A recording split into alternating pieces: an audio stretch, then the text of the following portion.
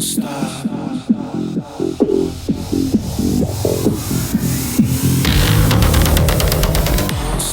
thanks for joining me on the Everything and Anything in a Bit K podcast.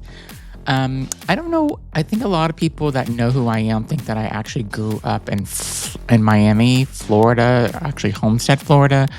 And I grew up there when I was 7 on. But before that, I lived in Illinois. And we lived in a very small town in the middle. We had our house. My dad built us a house, and lived in the middle of nowhere. We had this, I don't even know how many acres of yard and a huge garden. I would appreciate it now. I didn't appreciate it then because the only people that I had around me were my grandparents lived down the street, which was great. And then I had my cousin, aunt, who lived down the street, which was great. And then they moved. And then these other two girls, Valerie and Tara, ended up moving into my aunt's house. And so I had friends to play with. Then in the summer, I'd have these two kids come down to visit their grandma, Alice, and they would spend the whole summer with her, and they were from Chicago. So I lived, like I said, in the middle of this nowhere. I mean, there was no gas station. We were, I think it was the Shawnee National Forest is what it was called, but literally like no gas stations anywhere near us, no stores. If you wanted to go to a store, you were probably 25 minutes away to the closest store. And your neighbor, next to you, it was so far. We had natural spring water coming into our house as for our water supply.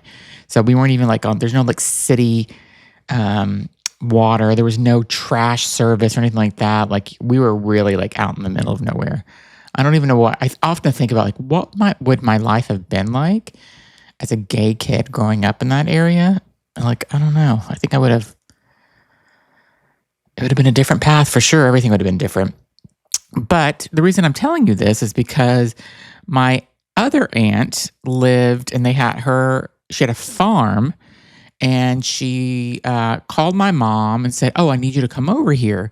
And so I remember we went over to my aunt's house, and in her field was these perfect circles burnt as if something landed. And I still can picture it perfectly. I wish we would have had iPhones, or we would have taken a camera and taken a picture of it. But the government even came out and investigated it. And I'm standing on the circles, and it was really perfect circles. And there's one big one and then a few other circles around it and stuff. And I remember stepping, and my mom's like, "Get off of there. There could be radiation on there." A 6-year-old doesn't know what radiation is.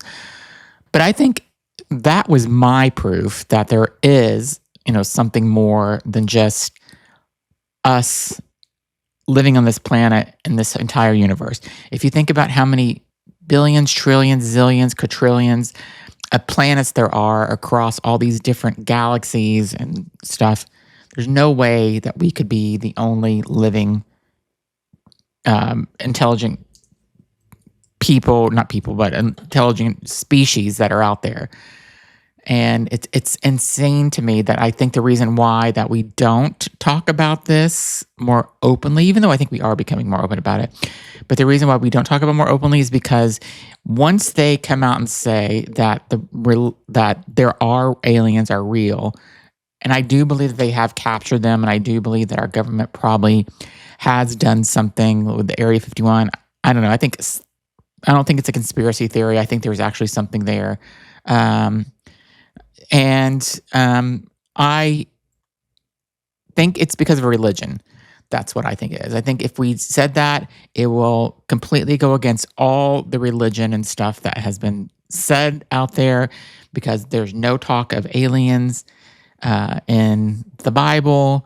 And, Adam and Eve started the world, and that's how it all started. But the other thing is that's interesting about the Bible, and I'm really going into a rant, but where were the dinosaurs at in the Bible? Why weren't the dinosaurs on Noah's Ark? What happened there? I feel like there's a little bit of something missed there. But my guest today is super interesting. She had my attention the entire time.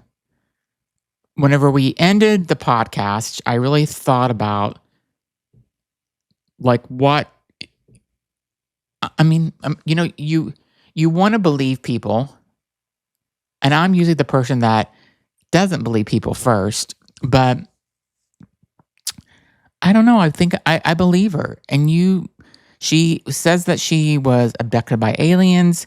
She's in communication with aliens, and she's got a large following on TikTok. She's got about 64,000 followers as of today. She seems sincere about what she's talking about. She's got answers for things. And yeah, I mean, I don't know what proof that she could actually give us. I mean, it isn't like she could take her iPhone on the spaceship and take a picture, a selfie with these aliens, and just listen to her story. And I know sometimes I have like some kind of crazy far out topics on my show, but this is the stuff that I love. I love to find people that have a story to tell. This is what her truth, and she, you know, again, I believe her. I believe her story seems authentic to me. Listen to her if you have access if you want to see her expressions. We did this actually, a video of it. It's on YouTube as well. I think it will probably be on her channel as well, on her TikTok channel. She has some other channels and stuff. But she's teaching people how to channel aliens and how to, basically be in communication with them. And she says she's in communication with them all the time. One of the great things she said, though, that I really loved about the interview was that aliens have prevented us and will not allow us to have nuclear war because we would destroy the entire world. And they have stopped it many times. So there's so much interesting content that she has given me in this interview. I'm planning on staying in touch with her. And I hope you enjoy the interview, and leave a comment. If you're not following me, be sure to follow me. And thanks so much for listening. Hi, thanks for joining me on the Everything and Anything and a Bit Gay podcast. Today, I'm really excited about my guest. It's somebody that I have been watching on TikTok for a few months now. I've gone back and forth with her trying to get her on my show, and she's had a very busy schedule. So welcome to the show, Nadalee Hill, also known as Nebula. Thank you so much for having me today. I think we're going to have a really good time talking about all this stuff, and we have some exclusive information here for your live stream. And by the time this hits, the edit, when you're done editing and everything, you guys are already going to know about this, but you're probably losing your minds about this genetic project that we're talking about, or testing DNA, but we're going to get into that, and it's going to be a really great conversation. Awesome. I'm glad. So I know who you are because I've been following you for a while, and I watched a lot of your videos and some of your other interviews that you've done. But tell my audience, just give them a quick introduction. Well, I'll give you I'll give a little introduction, and then you can add to it. So Nadalee, about 17 years ago, had her first encounter with aliens, and it's kind of grown, and new things have happened since then. And you've started TikTok, and you've got a really good following on TikTok of people that are interested to hear what you have to say. You've actually been contacted by them. You know how to contact them. And also, you've been, is abducted the right word, or you've been? Yeah, I mean, we do use that word still sometimes, but it's been dragged through the mud a lot, and makes the whole phenomenon look negative. But yeah, I do use the word sometimes still, but sometimes we use the word taken. Yeah, so you were taken at least 3 times, right? Is that correct, that you remember? Yes. And you've done some past life regression, which I have done myself, and I would love to kind of get into some of that too. But tell me what, how do you think that this came to you 17 years ago? Let's start there. So I actually started having other small encounters through my life as a child, and I've had this feeling in my heart that ETs are real.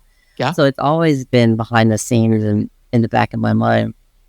But I had an out-of-body experience when I was like 13 years old, and I met ETs. Technically, that's the first time that I saw ETs, but Um, about 2 years ago is when I seen them on the ships in my room.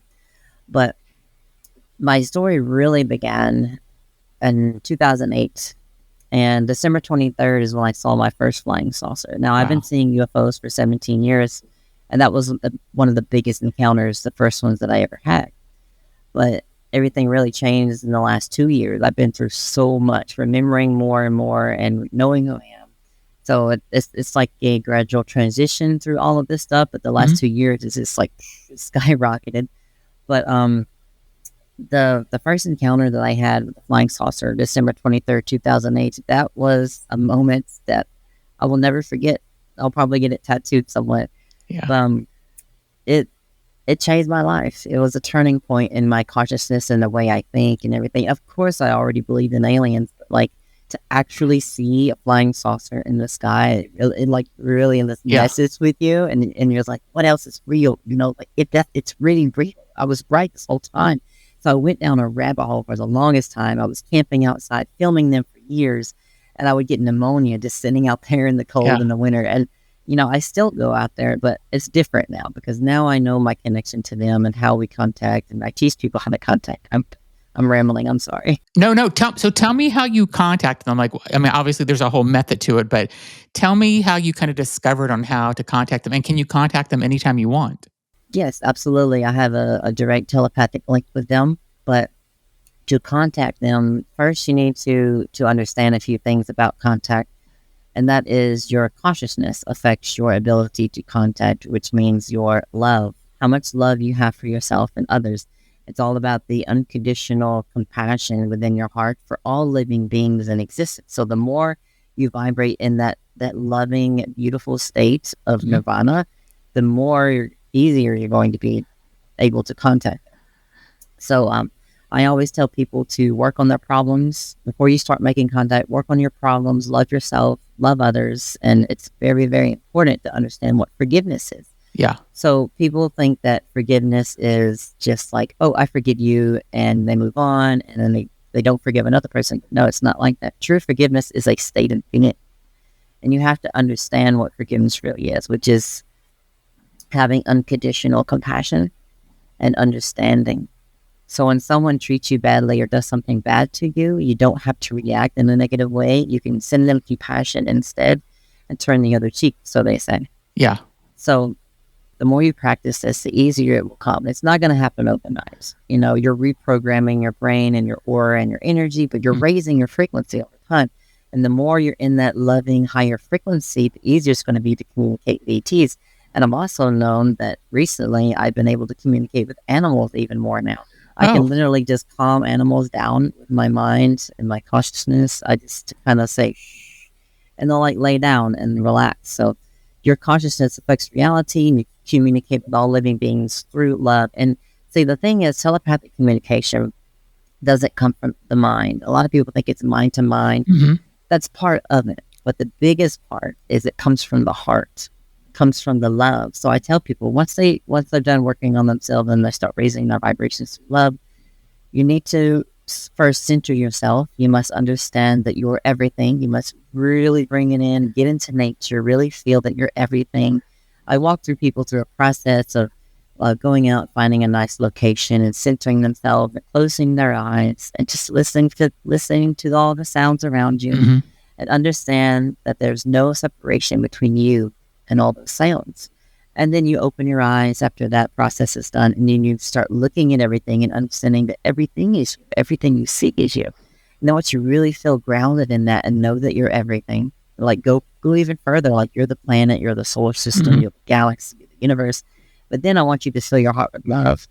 Think about all the things you love in life, everything you hold dear to your heart, anything that gets you in that loving, euphoric state. Feel it in your heart, and then when you can't feel it anymore, you send it out into the universe. Imagine it going from your heart center Yeah. into the universe. So your mind directs where the message to go, but the true power in the message comes from the heart, and that's how you communicate with extraterrestrials. That's awesome. Let me ask you a question. Growing up, did you have any religious background? Like, did you grow up in a religious home at all? Yes. Okay. So, and has this discovery changed the way that you think about religion? Well, I was never really like a devout Christian or anything. Like, Mm, I used to identify as a Christian, maybe, I guess you could say. yeah, But same. I about, know what you're coming from. I mean, I used to go to church when I was little, but that's Yes, mostly because same. my parents named me and then, dragging me along and We're on stuff. the same page. um, but I got out of religion, let's say about 3.5 years ago. Okay. And I started meditating and I started exploring what consciousness is. And I started playing with this idea of reality and like freeing my mind even more. I've always had a free mind. I've always like theorized what the universe is. I'm into quantum mechanics, all that stuff. Yeah. But as soon as I started looking inward for God and like meditating and centering myself, the more I found what the universe really is. And that's when the ETs reached out to me a little bit later. So I had to get out of that control mechanism Yeah. to free the pathway for them to communicate to me. Do you think that's why the world is so scared of like, I mean, if you, I mean, this is how I've always looked at it for years. There's no way with all the millions, billions, trillions of planets and solar systems and how big the galaxy, the universe, how many galaxies there are. There's no way it's that we could be the only living creatures and all this thing, you know? So, and I think that if people just think about that more, they would realize, you know, and if people want to be religious and want to believe in God and believe there's a heaven and a hell and all that, or whatever they believe, they're Muslim or they're Jewish or they study Hinduism, like whatever it is, I don't care as long as it doesn't hurt anybody. You know, that's how I feel about it. But I just wish people would kind of open up their mind a little bit and just think about like we can't be the only ones. And I think that's why people deny that there is any aliens or anything outside of this world because it conflicts with their religious beliefs that Yes, they've been broken up that they've that's been brought up with. part of it. Yes. Yeah, and I think that it would just but I do think that we're at a point now where there's a lot more people that have opened up their mind to this than ever before. Oh, yes. And we can talk about what's in the headlines now, which is Three Eye Atlas, where people are really talking about this and they think it could be something. What is your thoughts on Three Eye Atlas? Well, I know there's a lot of misinformation going on. First of all, 3i Atlas, like if you could scroll through Facebook, we all know how Facebook is now. It's like all fake stuff. It And so is. It's so people, bad. they take stuff and they run with it and they reshare fake information, misinformation. So it's really hard to know exactly what's going on now with 3i Atlas. But Yeah. I follow a few good sources. So far as I know, it hasn't stopped. It hasn't changed directions. But other than that, it is very strange. We can't deny the facts that there's a lot of weird stuff going on with 3i Atlas. Yeah. So here's the thing. If it is a spaceship and it's negative, first of all, it wouldn't even be in the solar system. The Federation would not allow it. Okay. If it is a spaceship and that means it's positive, then that means they're coming to make contact with the Federation's approval. So there's that. It could be a awakening device or a ship, something to uplift our consciousness, because as you know, when objects get close to the sun, especially comets, they cause more solar flares. Mhm. And I don't know if you know that some of us are more sensitive to solar flares. Those have been meditating and people who are spiritual and type 2 hybrids like me, we're very sensitive to solar flares. And the way that I've been taught by the Federation and the ETs is that there's information embedded within these solar flares, within the energy waves. So anyway, 3i Atlas is triggering solar flares right now, even though it's on the backside of the sun. Some of that's Yeah. getting slung around. And trust me, I'm feeling the effects right now. But I also think it brings epigenetic changes within our DNA and light codes within our consciousness to help us move towards a consciousness awakening and realization that we're all one. So I think it could be something along the lines of ascension or awakening. But Okay. as a ship, I don't know.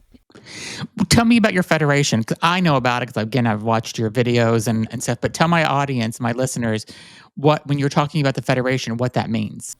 First of all, I am a representative of the Galactic Federation, and I got approval from them to say that. I know people probably won't believe me, but it's okay. But I am technically an emissary. I'm just here to do the groundwork, so to speak, and I have a temporary mission here on this planet. But the Federation is a collective of beings, hundreds of civilizations, working together to help protect and uplift civilizations and other animals and organisms throughout the galaxy. So what we do is we travel through the galaxy. We find civilizations that need help, that need flourishing. So that's what it means to serve the real God, source consciousness, is to support life, to help life, to create life. And it's all about life. How many ways can you uplift, create, and explore ways of experiencing reality? So the more vessels that we have in the universe to explore, the better, because souls need things to live in to experience reality. So yeah, it all connects. Yeah, that makes sense. I mean, whenever you're in contact with these ETs, do they see how our society today is just so broken in so many ways? I mean, I'm not going to get political and talk about even the United States about Okay. any of that, but just the world overall with the wars that are happening and stuff like that. And Gaza, even though that's maybe solved, but the Ukraine Russia war, just all the things that are so anti. I mean, I'm part of the LGBTQ plus community, so all the anti LGBTQ plus community things that are coming today and stuff. Like I feel like we were so far forward and now we've taken so many steps back. So do the people that you're on, or the creatures that you're in contact with, do they see these type of things, and are they giving any guidance on how to make things better?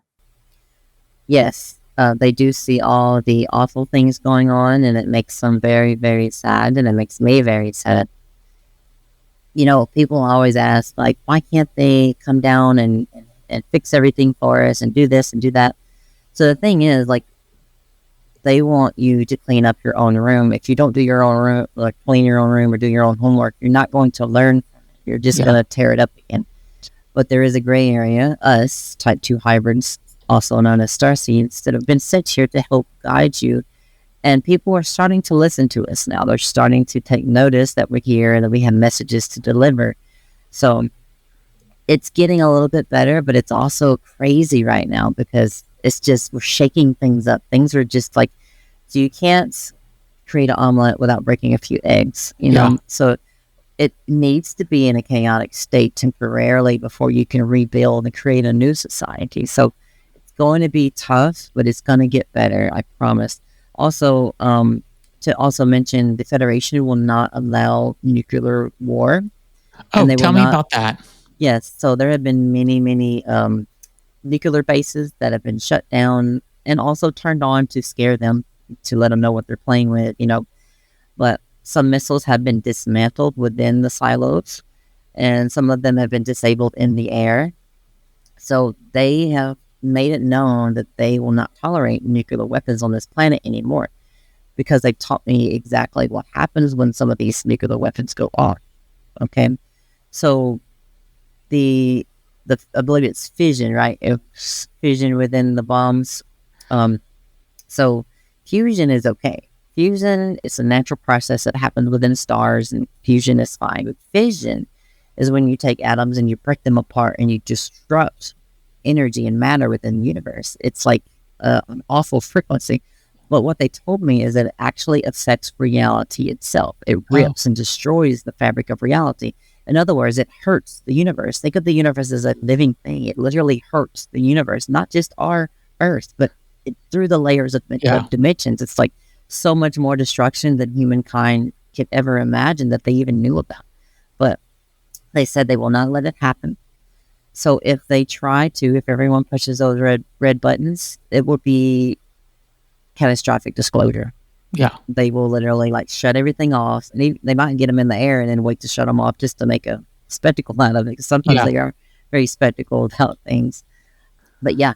Well, that's kind of that's kind of nice to know that that's something that could not happen then, because I mean, that's definitely probably been in the back of people's minds throughout the last, decade or so with all the things happening in the world. So tell me a little bit about what the starseed hybrid means. Oh, yes. So let's get into that. So I want to explain the hybrid stuff. Now, I'm the only one on record that has identified us as 3 different types of hybrids within this specific hybrid program that I'm involved in within the Galactic Federation. I know that's a big sentence. But then we're going to talk about, a little bit later, we'll talk about some genetic research that we're going to be doing to prove this stuff. Okay. So this is the most common hybrid project that you're going to hear about within the phenomenon if you're watching this or listening to this. This is the hybrid program that involves hybrid children. A lot of abductees, people like us, have hybrid children. So we're going to get to that towards the end of this. So 3 types. Type 1 is 99% of the population. Now, these numbers are, a guesstimation. It's going to be pretty close. 99% of the population are type 1 hybrids, which means all of you have alien DNA within your blood. The human genome has been altered thousands and thousands of years ago. It's a whole nother branch of the story that we can get into one day. But type 2 are people like us, abductees, people who have more alien DNA than the average person. So how did we get that DNA? So Federation decided, they said, hey, we're going to start a program called the Nebula program or the Starseed program, and we're going to allow souls to go down into bodies on Earth to be able to do the groundwork for the Federation to help teach people to bridge the gap between humans and extraterrestrials and to guide them and teach them how to clean up their rooms, so to speak. We need to help the Earth. Yeah. So souls that are pretty much, like a better word, you can say graduated, souls that have lived enough lives that they don't have to live to learn lessons. They go to the Federation and they're like, hey, I'm bored. I need something to do. And they're like, hey, we have this program if you want to help the civilization out. And they're like, yeah. So that's what I did. And that's what all Starseeds have done. We have agreed with the Federation to incarnate into these certain type 2 hybrid bodies. So they said, okay, we're going to have to make you a special vessel, a special body for you to be able to do your job, so your soul is able to incarnate into this body properly. So that means they altered the DNA over 4 generations. They pick a family, like in the type 1 category, whoever has the most alien DNA within the type 1 category. And from what my research has concluded is that it is bloodlines from Atlantis, the ones that are closely related to Atlantis because they had the most alien blood back then. Okay. And it goes into the Celtic and the Cherokee. And I have Cherokee in my blood and Choctaw on the other side of my family, but I have Cherokee. Anyway, so they pick a family and they're like, okay, we're going to add more DNA every time one of them gets pregnant. They're going to go in and they're going to insert more alien DNA into the fetus. And so that woman grows up and she gets pregnant and they do it again. They do it again for 4 times. And by the 4th time, you get someone like me. Okay. So my mother was probably technically the 4th one and I would be the child. But so the reason that we need this DNA, like I said, I'm going to go a little more into it. I hope you don't care if I'm breaking it down like this. No, this is perfect. This is great. Okay. So we need to be able to be more psychic, to be able to be more connected. So a lot of us are going to be more psychic from birth, more connected to the other side. Some of us will be able to talk to spirits and souls and other loved ones in the other higher dimensions. So a lot of us have ADHD, highly functioning autism. But just because you have that doesn't automatically make you a type 2 hybrid. Same thing with Rh negative blood. That's across the board between type 1 and type 2. So don't even worry about blood types. Just throw it out the window at this point. Okay. Other characteristics include being sensitive to the allergies and different things on the planet. Some of us can be sensitive to lights and, we could have back problems because of gravity. It all depends on the amount of alien DNA we have and what DNA each alien. We have a different cocktail DNA. We're not all created equal as type 2 hybrids. So it also, other characteristics include being sensitive to people's emotions. So it's hard for some of us to be in crowds and groups of people without practicing centering ourselves and like blocking out things. So we're very like overstimulated a lot, and I still get overstimulated a lot. Yeah. So I kind of just go with it. But so your mom, when she's pregnant with you, sometimes your mom will reject the baby, reject you if you're a type 2 hybrid, and sometimes you'll be preemie because of that. or Okay. your mom will be very sick as well. So it's like there's a foreign object in your body or a Yeah. partly foreign object. So your mother's going to get sick. So those are some of the characteristics. I'm trying to think if there's, oh, yes, absolutely. There's some big ones here. So if you feel a calling to do something for this planet, you're most likely one of us. Like if you really have that fire, that urge to do something. Like, what's an example? Yeah. Like if you have the urge to start a corporation or organization or join an organization or do something grand, something big for the environment, helping the planet Yeah. or helping the people. Some of us get into healing and opening up our own healing shops and things like that. Spiritual healing, spiritual teachings, spiritual teachers. Yeah. Absolutely one of the jobs that we do. So we all have different jobs on this planet. So we also have information embedded in our minds. So it's like we're sleeper agents, but we're not like here to do bad things. So I actually have had one of my own switches flipped on a while back around May. And that's when I went to Contact in the Desert, but that's a whole nother story. That's a big moment in my life. But a switch was flipped on in my brain. And now I'm a public speaker and a businesswoman. And this is my mission. This is what I'm here to do. So, those are some of the characteristics. And if you feel like you're not from here, if you feel like you're from somewhere else, if you've been staring at the stars your whole life, then that's a big sign. And being abducted your whole life is a big given too, as well. And your whole family being abducted, but you don't necessarily may not have memories of being abducted, so it's kind of hard to tell sometimes. And that's where you did you got hypnotized and you did it's not really past life. Hypnotic regression, yeah. Yeah. And that's when I seen on one of your other interviews is where you were much younger whenever you were abducted or taken the first time, correct? Yes, I was 2 years old. Yeah. And was that shocking to you? And did it kind of bring up the memories once you kind of went through that to remember? Like, were you like, oh my goodness, I can't believe that happened? Yeah, when I dug it out in the regression, it was confirming is what it was. It affirmed my experience and why they've been trying to like get my attention in the skies and stuff. It all makes sense. So just to sum up that experience, I was on the ship. They took me and they told me, this female, she was a grown hybrid woman. And she told me, she said, I'm here to do great things on this planet. And she's so proud of me and they love me so much.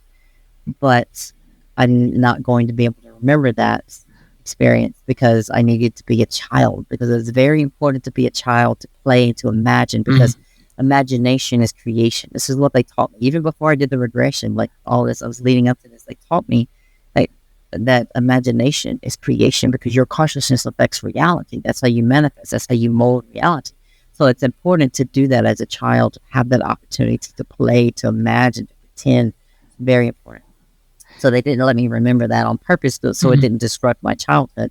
But I was afraid of the dark after that. So like I was 6 or 7. I didn't sleep in my own room.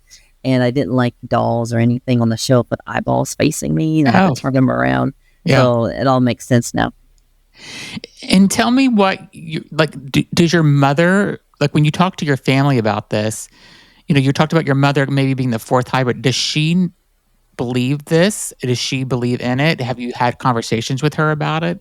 I've talked to her about some of my experiences and stuff, but I haven't really sat down and talked to her about the genetic part of it. Yeah. But she's not going to be very open to that, probably. But she's had her own experience, but I don't want to like talk about her stuff, know, because that's her stuff. But my dad always said that I think about stuff too hard, and he's as he got older, I think he started believing that there was more life out there, but he never got to know about this part of me because he passed away years ago. But I'm pretty sure he's proud of me because he does visit me now in my dreams. He visits me sometimes, which is very interesting because a lot of people don't understand is that the phenomenon, the ET phenomenon, crosses over to the spiritual phenomenon with loved ones who have passed. Because when people lose people, here's my theory. Your connection, your vibration, part of you goes with them. So there's this bridge between you and the other side. So when they leave, you're able to see ETs more, and the ETs are able to communicate with you more. So when people lose loved ones, especially type 2 hybrids like me, it's easier for us to see the other side. But, that can happen for anybody. Do you think that I think that everybody, like myself and other people, are like, oh, I wish that they would just make themselves more known to the whole world. You know, do you think that will happen in our lifetime? I do believe so eventually, but there first needs to be a consciousness shift before that happens, because you would consciously break like your mind. Most of you, so whoever's not ready, the other people out there that don't know about this topic, that don't even know about this explosion that's going on, their minds would literally break in half, like they would crack. So there needs to be a gradual transition. This is what we're aiming for. But if something was to happen, then we have to have catastrophic disclosure, unfortunately. But we're trying our best to do this as smooth as possible. And to backtrack a little bit, if you don't care, type 3 hybrids, we forgot to mention Oh yeah, let's talk about third that. one. So if anyone is into this topic and is very versed in this, they already know about our children, the hybrid children. But this is for your listeners who don't know about this. This goes along with the hybrid project that I talked about earlier. It's that type 2s like me, abductees, we have hybrid children. A lot of us have hybrid children. And this is part of our mission on this planet as a starseed. They have come down, collected our genetic material, and created hybrid children on the ship. So they are very frail, usually very skinny, and they have really thin hair. Some of it looks like fishing line, translucent blonde, very light color. Some of them have big black eyes or big colored eyes. It varies. And I have 9 hybrid children that I know of now. And I just got this knowledge not too long ago, so I'm still wrapping my head around that. But I literally met one of my hybrid children in my room, standing right here. And she was amazing, absolutely amazing. But the reason that the type 3 hybrids exist is for 2 different reasons. A, mankind destroys yourselves, and they will replace you on the earth. They will keep the earth going and take care of the planet. Or B, which is what we're aiming for. We're aiming for a golden city of heaven, of light on earth, where they can come down and live with all of you and bridge the gap between humans and extraterrestrials and the rest of the Federation. So that's what we're aiming for. It's not a takeover. It's not an invasion. It's nothing bad. But the thing is, when people have experiences on the ship, a lot of them will report negative stuff, evil stuff, right? But if you actually do the research, you will see this. Over 60% of people, there was one study that showed 60% of people had a positive or neutral experience with ETs. But the thing is, when you remember bits and pieces of your abduction encounter, your mind's going to fill in the gaps, and all you're going to remember is the most intense parts. They're like sticking needles in you and stuff. So of course your mind's going to develop a story of like, oh, they were evil, right? Yeah. So 99% of people who go through regression will remember something positive, and you will remember why you came here and that you're working with them. It all makes sense. So I urge, if anyone's listening to this right now, if you have had an encounter or you think you've been taken, please go through regression. It will help you so much, especially if you're having PTSD and lots of other things going on. It will smooth everything out for you and help you understand. But I know it's a big leap for some of you, and just take it easy on yourself. Whenever you're ready, just do it, because I recommend it. I think people are just more open to it now, though, than ever before. I don't know if it's internet and social media, or just how we are all, the direction that everybody's going. But I just feel like there's so many more people just open to just things that aren't part of what is normal, what quote unquote normal society is, which is, I think a lot of society, I think, is going in a great direction. I just think there's just another part that we got to kind of help them get over there too. Absolutely. So, like the ETs and us type 2 hybrids / Starseeds, we've been here kind of inching you along, and it's working. It is literally working. And now they're showing up in the skies all over the place. Yeah. So it's like meeting in the middle. We're doing our work down here. They're doing their work up there. And then you guys are like in the middle, like, oh my God, how this is happening. And in the back of your mind, it's opening you up. It's getting you ready for mass contact. So, yeah, I think people are ready. I'm sorry. I wish it would happen today. I really know, do. Right? I'm so ready to just go and explore the universe. And I want to go like on a massive just adventure, just exploring life and logging everything, because I love to explore. I want to see all the art in the universe. So the ETs taught me that everything is art. Everything is art. Everything we see, you, me, the mountains, the galaxies, everything Yeah. is art. And we are art creating art. That's all the universe is art, creating art, creating art. It's all everything is. It's a thought. It's a living thought. And that's what God is. God is an ever-living fractal art that we have fractaled ourselves into an infinite amount of individual consciousnesses that will always be a soul at this point now. Yeah. But we are all God. We are all consciousness. That's the fabric of reality. We are living in our own painting. We are the painter and the painting. Tell me what it's like to be on a ship, and what is it like to actually have communication, whether you're talking, telepathic, however you're doing it. What is it like to be with an ET on their ship? And is it, I mean, I would love to go. But tell me, I would love to just kind of see like what you have been, what you've experienced. Like, give me a look, Absolutely. even, the latest one, whatever one you think is the most fascinating out of the times that you've gone to the ships. Like, tell me about what you think. Yes. So I'm going to tell you the basic, what it's like, and then I'll give you some of my stories. Okay. And I know you're excited to hear some of them on the live stream.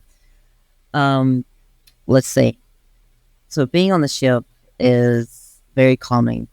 It's very calming. I'm usually on a table when I wake up, and they're like, shh, go back to sleep. They have a real hard time keeping me asleep sometimes. But it's very calming, and there's white light coming from everywhere, and it's not like a blinding light. It's like Is it like love? Yeah, it's like a love light. It's like God light, because the ships literally have God's source consciousness flowing through them. A lot of abductees will say that the ship was alive, it has some kind of intelligence, but it is literally God. It is literally the essence, the pure source flowing through the ship. So the ship can feel your thoughts, it knows you, it knows everything about you, and it calms you, and the beings calm you as well. So it's like being in a loving soup of light on the ship, and everyone just feels one, and everybody's happy. There's no hate, jealousy, none of that stuff up there. It's almost like being in a little pocket of heaven when you're on the ship. That's exactly what it is. So you're in a higher dimension when you're on the ship. So there's two ways that they can take you. They can take you physically, or they can take you out of body. And I've experienced both of these. So both of these involve vibrating you or your soul out of your bed and out of your body. And they can take you through the walls, through the ceiling, the windows, or whatever. They don't have to open doors. They can literally vibrate you to a higher dimension, and you just go through matter in this dimension. So the reason they do that is because they try to take you physically up there without vibrating you. Your vibrations, it will literally cause radiation burns, bruises, and different things on your body, and it will probably unalive you. Yeah. So they take very good care of people when they take us usually. So I will tell you one of my experiences. So it was May 22nd. I went to the dentist, and I was given anesthesia. Okay. Now, as we already talked about, I think I forgot to mention it earlier. Type 2 hybrids have the sensitivity to human medications, so we react unpredictably sometimes to human medications. So they gave me liquid anesthesia, and the next 2 weeks I was like really groggy and really tired, like it was stuck in my brain, like stuck in the microtubules, and something was going wrong. So I asked the Federation, because I was in contact with them at the time. I asked them if they could heal me, if they can help me, because I was like, I can't do these live streams, I can't do podcast interviews, I can't do the mission. It was interfering with the mission. It was something out of my control.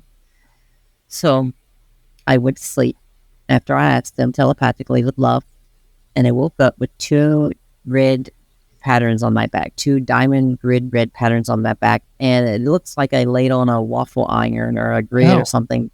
But my girlfriend spotted them when I woke up. But the thing is, they didn't burn, they didn't sting. I didn't even know they were there.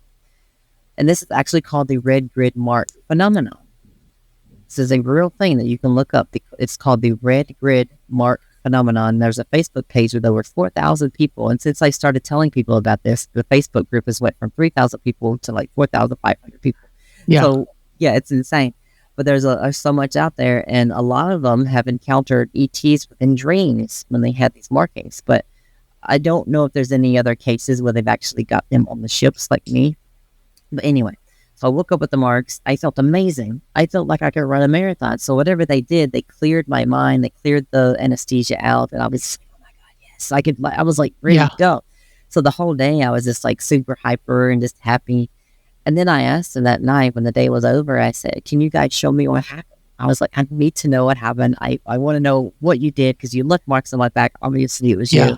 Because I rolled everything out and there was nothing I could find that caused it. And also, they lasted for 5 days and slowly turned into a light sunburn and then faded away. Wow. Yeah, almost like it was radiation, but not like a harmful amount. Yeah. If you can look inside the little diamond patterns, you can see like tiny little red marks too. It's almost like it's suction almost too as well. Interesting. But I asked them to heal me. Wait, I lost track where I was. Well, you asked them like, how do they do it? Is what you were asking. Yes. So I went to sleep and they showed me. I was literally like there again. It was almost like I was reliving it or living it for the first time. Like they gave my memory back. So I went to sleep and I found myself laying on a white table in a white room, light coming from everywhere. And I'm so relaxed. I feel so good. And then I have a tube in my right nostril and my right ear. And it was kind of like a ribbed tube. It had like little ribs to it.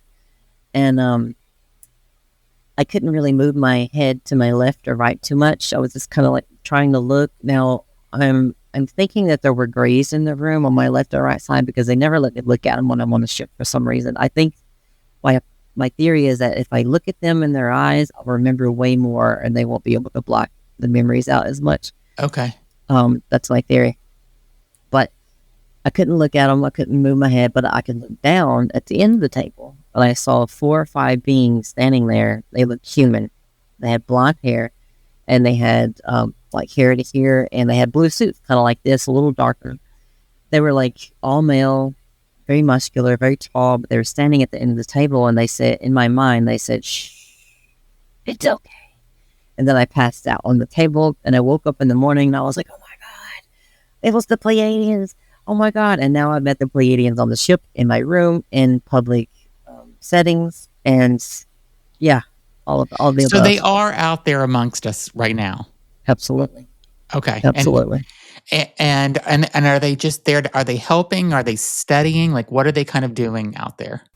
Well, there's hundreds of different races, within our galaxy. Not all of them are part of the Federation, but some of them have approval from the Federation because the Federation protects the planet and it monitors everything. Mm-hmm. So some races are here to observe and to collect data and specimens and different things. And, some of them are here to encourage us, Type 2 hybrids, to do our job better and to guide us a little bit better. So they're just here to help. They collect data and kind of push us along.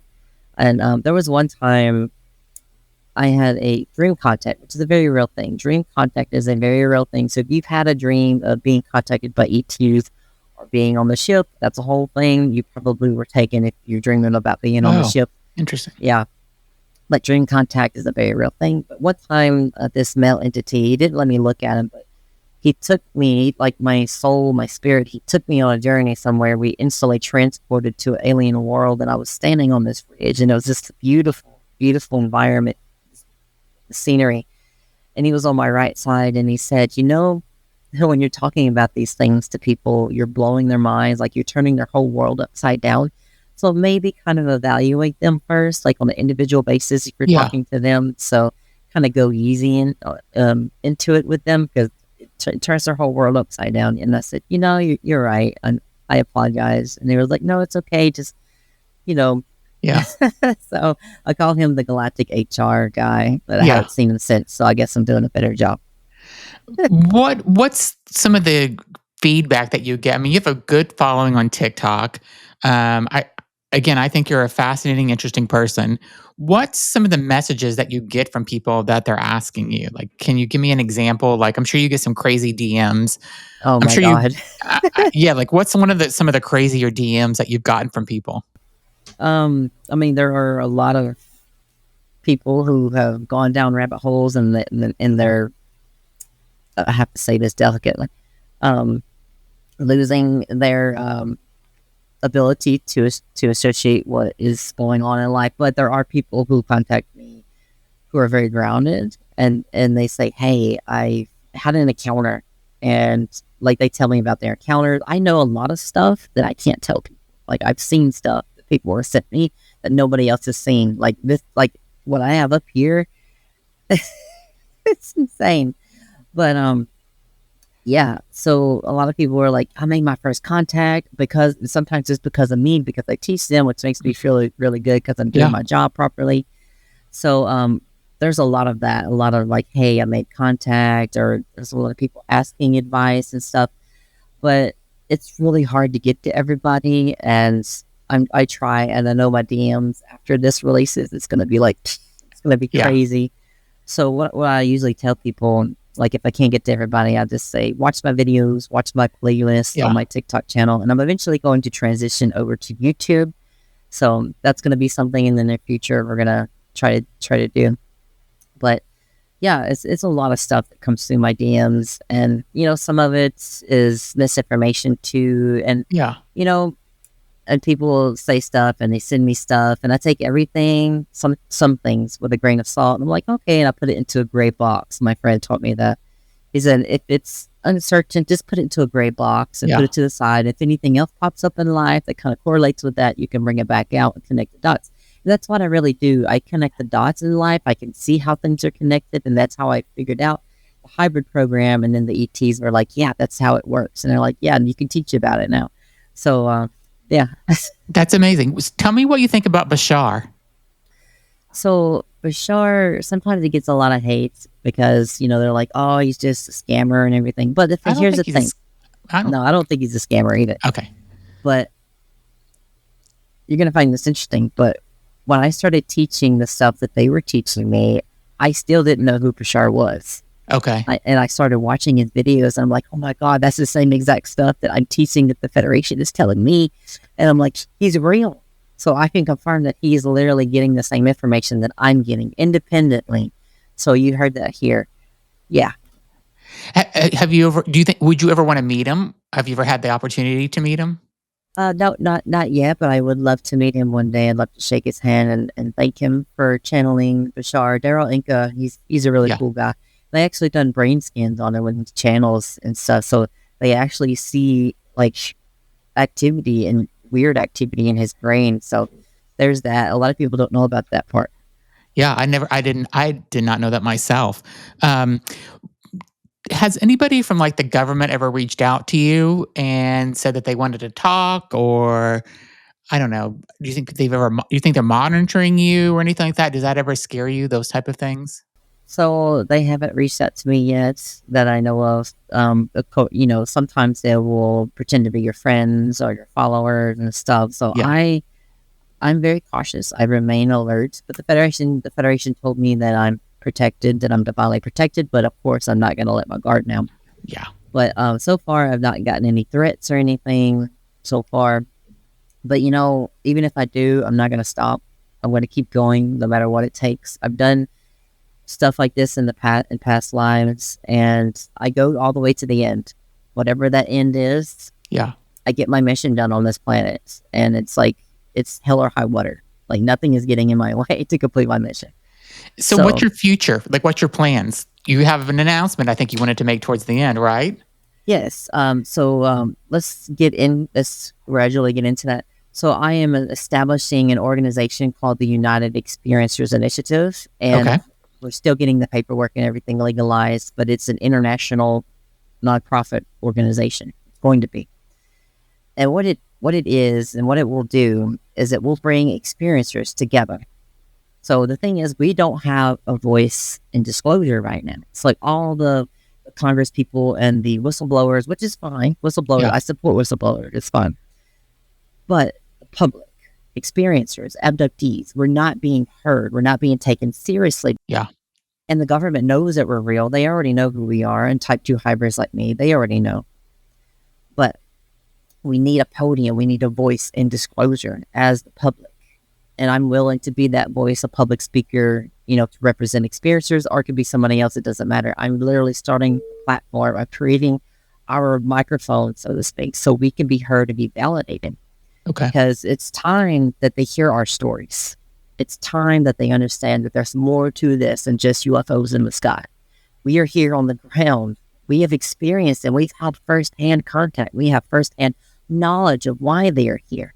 And that's for you to understand how important the planet is, because the planet is alive and we need to take care of it. That's what they want you to know, is that everything is alive. The earth is alive. It's all connected.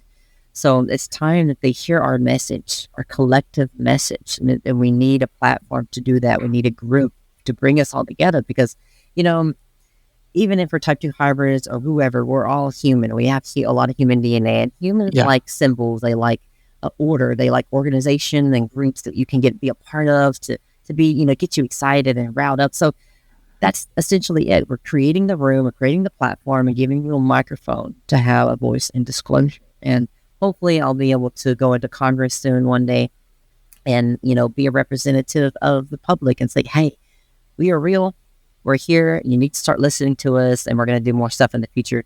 So we're going to bring people together locally in each state and kind of bring experiences together and say, hey, we're going to do meetings with experiencers, and we're going to have them share their stories if they're ready, or just listen to other people's stories, just to let them know they're not alone. That's the first step, to let them know they're not alone, that we're here. And then in the future, there's more agendas that we're going to be doing in the UEI. We're going to advocate for denuclearization of the planet, to help the planet, do cleanup projects and different things. But we're also creating bills. We're going to create a bill to protect experiencers in the workplace and in public in general, so we can't be locked up for being crazy. Yeah.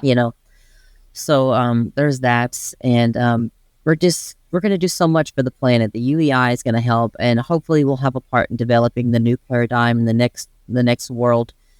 So when we disassemble all the stuff that's going on now, the organizations, the government, and all that, we're gonna need a new platform. We're gonna need a new structure. So hopefully the UEI will have a hand in that as a collective in the whole world. Us here, the people, give the voice to the people, not just experiencers. At that point, it would just be like, give the power back to the people, right? Yeah. No more 9-to-5 jobs. No more. We need free healthcare, free education. Basic living rights. These are things that we deserve as a living being. And when you turn 18, I think we should get a house. We should all get a house, because we have the resources as a civilization on this planet to give everyone everything that they ever need. We can grow so much food, but there's so many laws and restrictions and all this stupid stuff that really restricts you and keeps you in a system, keeps you controlled. And you get it. So that's what the UEI that'd be great. is. And hopefully people will start to be more kind to people too. Like when this starts to happen, like we need people to be nice again and kind to people. Like that's and that's another part of the UEI. We're going to create a community gathering. We're going to try to bring people together to have food and stuff, and kind of bring the community back together, because we need to connect the people more. People, and it needs to be more like it was in the 80s, where people leave their doors unlocked at night and everybody was chill. But I think once we move past all the tyranny and stuff going on right now, we move into a society where there's no needs and wants. Crime rate is going to plummet. It's going to go, and there's going to be nothing, hardly any. So it's all about getting that connection, getting people to understand that we're all connected. So I know I'm rambling, but that's what the UEI is in a nutshell. We're going to do so much stuff, and we're also going to develop school systems in the future to teach people spirituality, like good mental health, spiritual health, all of that stuff from the ground up, and for adults as well. Teach psychic abilities, teach people how to meditate, teach people how to contact ETs, and be ready for the galactic community. So we're going to slowly turn that dial up and create a new society. And I know that's a big thing. So that will start happening soon. Yes. Well, the schools within the UNI, that's probably a long, far off thing in the next 10 years, maybe 10 years from now. But we're getting there. It'll be here before you know it. But yeah, that's the UEI in a nutshell. But there's also other stuff that I'm involved in that the UEI supports. But do you have any questions before we continue? No, I want to know. Tell me some of the other stuff that you're involved in. I think it's so fascinating. Okay, so this, the UEI and the genetic stuff that we mentioned earlier, now it's overlapping. Okay. So, me personally and the UEI, we're not legally established yet, of course, but we're supporting and we're advocating for Max Rempel. He is a geneticist, amazing geneticist. I'm now working with him, and some of you that are watching this podcast right now probably already know this. It's probably already hit the news. But we are doing a project called the STAR-C Genetics XG1 Project. The XG1 stands for Extraterrestrial Genetics Project. Okay. 1. So what we're doing is we're taking the abductee, like we're going to get a whole bunch of abductees that want to donate their DNA. And they have to be 18 years or older. But we also need the mother and the father to donate their DNA as well. And we need consent from all parties. But what we're doing is we're testing the abductee's DNA to see if there's any DNA markers within the blood that's not within the mother and the father. So we can find 3 to 10 markers that are not in the mother or the father, then that is a really, really good sign that we have more alien DNA, or have alien DNA in this case. So if you go back further than that, the DNA is going to be integrated and it's going to be, out there, so that it's the last one, like me, abductees, you're really going to see the genetic difference. Yeah. Right. So, yeah, we're looking for 3 to 10 genetic markers that are not within the mother and father. And there is some preliminary research being done right now through Max Rempel. It's still up in the air. It looks like we may have found some markers already. So this is the lead that we're chasing right now. And we're going to do more research. But if anyone's listening and you want to donate for this project, we're going to put the link in the podcast, if that's okay. Yeah, we'll put it in the description of the podcast or the video that you're watching. You'll be able to donate through credit card, debit card, PayPal, Venmo, Zelle, checks, all that good stuff. But all the money will absolutely go towards the project, and we're going to have a third party person to manage the money, so they can, be sure that it's all going towards the project. So it's all fully legit. There's no scams here. We really want to get this information out. Once we find these markers, this will blow the lid off the swimmer. Like, this will be like, yeah. But this also is a Pandora's box. There's a elephant in the room here, and it's like, once we open this lid on this box and prove that we have this alien DNA in us, it's going to bring a lot of questions, and a lot of people are going to get upset and excited at the same time. So there's a possibility that we may be discriminated against, but who are they to know unless we're out publicly, right? Yeah. But a lot of us are out publicly, and that's part of the problem. But I don't know if you've ever read the book Dual Soul Connection by Susie Hansen. I haven't talked to her yet. I plan on talking to her. But she mentioned that starseeds, people like us, will eventually start coming out, and all this information is going to start coming out. So she's predicted this already. And she said there's going to be a little pushback. So we have to be strong. We have to stay brave, because this is part of our mission here on this planet. And those who have that fire in your heart, you already know that you're not going to be suppressed. So there's that. And of course, it's going to blow the lid off disclosure. We have alien DNA. Literally, the evidence is within our own blood. Isn't that almost like contact then at that point? I mean, people are going to be, so they're going to know it's true at that point, So wouldn't that be almost similar to them coming here and introducing themselves at that point? Pretty much, yeah. But what bothers me is that we already have alien mummies. In the Peru alien mummies, we have the Bogosphere, we have the alien DNA hair. I forgot his name. He collected the DNA, the hair sample from the abduction or the encounter he had. And we had other stuff.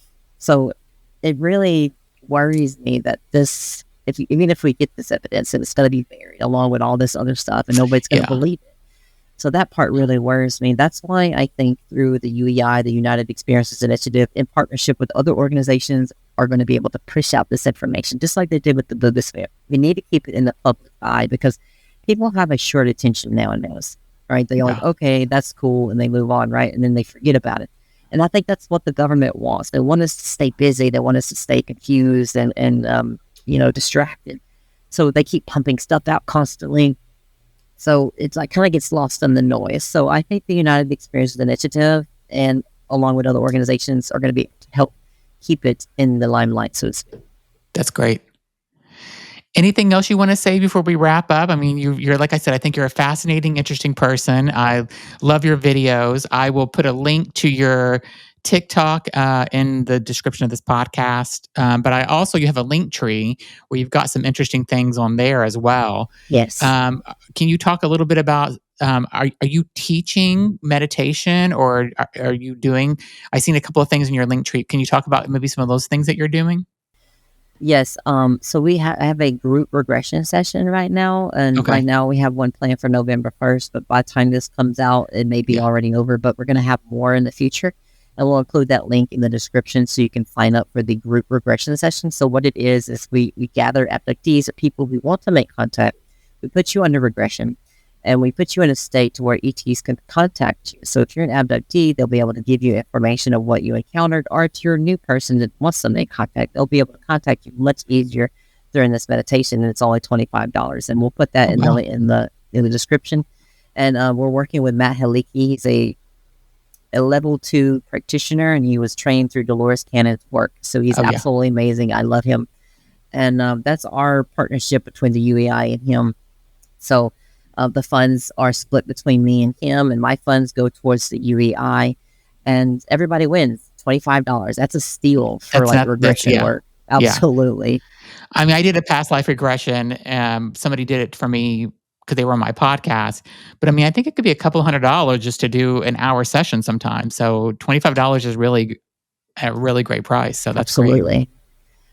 There's one thing we didn't talk about, and the Federation wants me to be more public about it. And, I mentioned it on other podcasts, but have you heard about my one past life that really fueled my energy in this? No, tell me about it. So there was this one past life that the ETs wanted me to remember, and I was in denial for the longest time, but 2 or 3 months. I was like, no, there's no way, Yeah. But I was scrolling through TikTok live streamers, and this woman was painting a picture of this person. I'll tell you who it is in a minute. But they were painting a picture of her, and it is someone in history. And I said, "How long have you been painting this picture?" And she said, I took it out the closet after 2 years or so, like 1 or 2 years. And I said, "Oh my God, that's not coincidence. Like, they literally put things in front of you. The ETs make things happen. And it's almost like they twist reality sometimes. It's really interesting." Yeah. But I was like, oh my gosh, I have to pay attention now. So anyway, they wanted me to understand that I was Joan of Arc, that I am Joan of Arc. And I'm embodying a lot of that Joan of Arc energy now because of that, because I've accepted this, because I went into it. But as soon as I accepted it, I was having visions, I was having dreams, I was having flashbacks of actually being back in the 100-Year War. And now I understand that's why I hate mud. I hate mud so much. Oh my God. But the reason that they wanted me to remember that life is because it refueled the fire in my heart. So if you think about it, I was doing the same exact thing back then as I'm doing today. I'm an emissary. The messenger, right? And I have this fire in my heart that cannot be put out. And it's a lot. I know it's a lot to take in if you're listening. And I'm not asking you to believe me on this part, but this is part of my story. But another reason they wanted me to remember that is because I relearned true forgiveness. The true forgiveness. And I forgave them for burning me alive and all that. And it just humbled me. It humbled me so much. I can feel emotions deeper now. I can feel the connection to everything. And it's just, yeah, it's so much. And that's why they wanted me to remember, because I was working with them in that life as well as archangels. Okay. Same thing. And in this life, I call them the Federation. Same exact thing. So they appeared to me as angels back then, ETs today. I'm doing the same exact mission over again, just slightly different. Yeah. So that's why they wanted me to remember. That's amazing. And, yeah. Well, again, you're really fascinating, and I'm so happy that you came on my show. I feel like I'm going to need to have you come back at some point. 'Cause Absolutely. I feel like I have 3 pages of questions I'd even get to that I had for you. But thank you so much for being on, Natalie. You're really amazing. Again, I will, for anybody that wants to learn more about you, if they don't know who you are already, go to the description of the podcast. I will put in Natalie's link tree for sure, but also her TikTok. You can go in and I'll just tell you, take some time, because whenever you go and you watch one video, you're going to want to watch the next one. So you're going to need a few hours, because it's kind of addicting a little bit. So, because again, you're super interesting. So No, thank you so much. thank you so much for being on. You're amazing, and I hope to talk to you again in the future. And let's Absolutely, keep I'll be in back. touch. And I'll help you promote anything that you need. So thanks again for being on. Thanks Thank you everybody so for much. listening. Leave a comment and let us know what you thought about the interview with Nadalee. And don't forget to check out her TikTok. Thanks so much, everybody, for listening. Thank you.